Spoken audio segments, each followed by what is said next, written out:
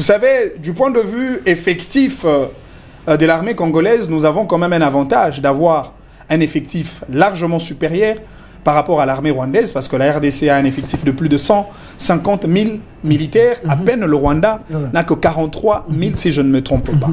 Ce qui voudrait dire qu'il faudrait, à cette armée qui a déjà un avantage du point de vue de l'effectif, doter à cette armée une expertise militaire adéquate. Merci. On a besoin de commandos de guerre, on a besoin des parachutistes formés, on a besoin des experts en matière de diplomatie, de sécurité et défense.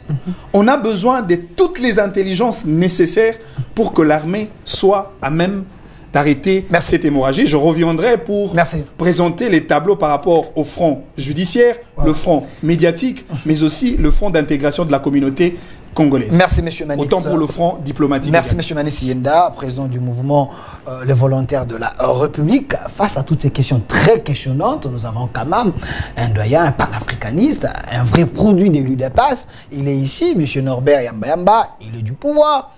M. Norbert, nous voulons une paix durable. Mais ça fait plus de 30 ans, il n'y a pas la paix. Est-ce que c'est un problème d'approche où nous avons des dirigeants qui ne savent pas quoi faire pour défendre sa population, son peuple? Merci. Je voudrais remercier encore une fois mes co-débatteurs. J'ai des petits soucis. Vous sentez la grippe, etc. Mais bon, je me suis forcé de venir ici. Il faut éviter un raisonnement radical. Un raisonnement? Un raisonnement radical. Ok. Quelque chose peut être bon, mais elle ne peut pas manquer non plus des imperfections. Donc il faut vraiment être modéré lorsqu'on peut tirer une conclusion qui n'est pas concluante. C'est la première chose. Deuxième chose, je voudrais partager avec vous que cette question date et ça a duré plus de 3 décennies.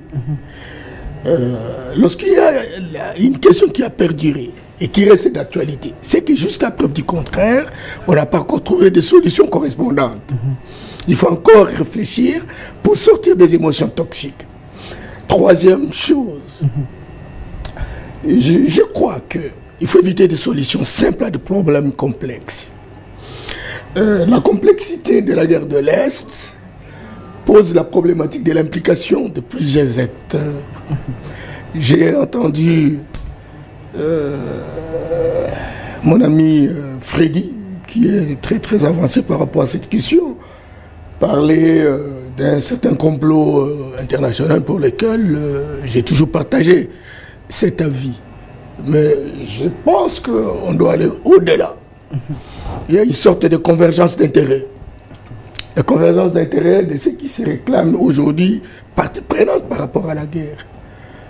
Vous avez toutes ces multinationales qui ont besoin des ressources minières, qui veulent être en compétition sur le paysage politique économique international, surtout à l'ère de la transition énergétique.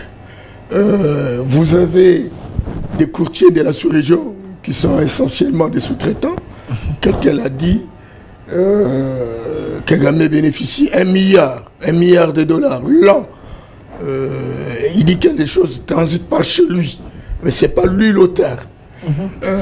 Et dans les transactions, il bénéficie d'1 milliard de dollars. Et je renforce en disant que le budget du Rwanda bénéficie de 60% des revenus qui sortent du Congo.